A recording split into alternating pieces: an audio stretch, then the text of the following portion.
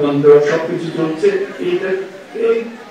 এখানে আসলে নিজের বাড়িতে যাওয়ার সময় কোথায় মধ্যযুগীয় অবস্থার মধ্যে আমাদের চলছে মনে থাকে এবং এটা সত্য করে যাচ্ছে, এটা নিয়ে কোনো উচ্চতা চলছে না। আজকে আমরা সেই কলঙ্ক থেকে মুক্ত পেলাম, সেই জন্য সবাই মিলে করে একটা হাত তালি সবাই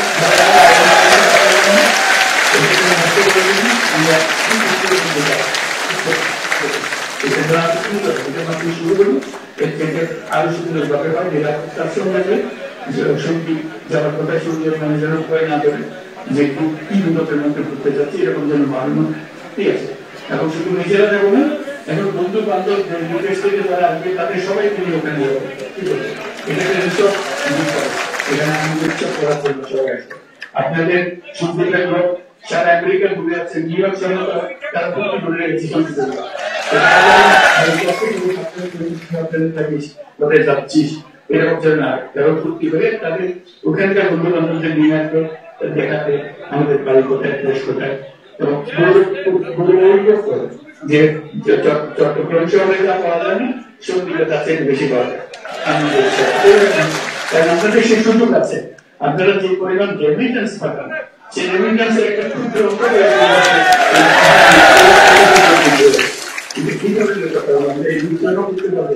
আপনাদের পয়সার অভাবে হচ্ছে না, এটা তো মনে হয়।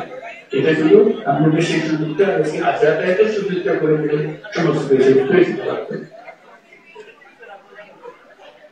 দ্বীপের মানুষের জীবনযাত্রা অনেক কঠিন, সেটি বলছেন অনেক জটপঞ্চা মোকাবেলা করে আপনাদের টিকে থাকতে হয়।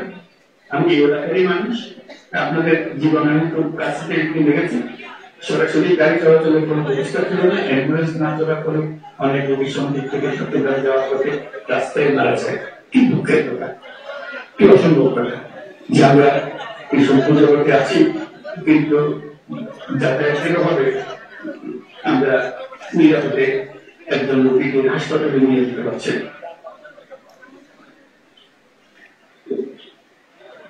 সন্দেহকে নৌবন্দর ঘোষণা, কর্মীরা মুক্ত করা, কাজ উন্মুক্ত করা, ঢাকা কর্মীরা বাস চালু করা, ফেরিঘাট এলাকায় সংযোগ সড়ক নির্মাণ এবং নৌকা নিয়মিত ড্রেজিংয়ের উদ্যোগ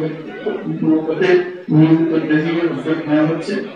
এই ছোট ছোট উদ্যোগগুলো সন্দেহবাসীর দীর্ঘদিনের ভোগান্তি কমিয়ে আনবে, এটি আমরা আশা করব। সন্দেহের প্রবাসী রেমিটেন্স পাঠিয়ে দেশের অর্থনীতিকে শক্তিশালী করতে বিশাল ভূমিকা রয়েছে। আমি আপনাদের প্রত্যেকে নিজ নিজ উপজেলা উন্নয়নে কাজ করার আহ্বান জানাচ্ছি। আজকের এই মাইলফলক অর্জনের জন্য সংশ্লিষ্ট সকলকে আন্তরিক ধন্যবাদ জানাই।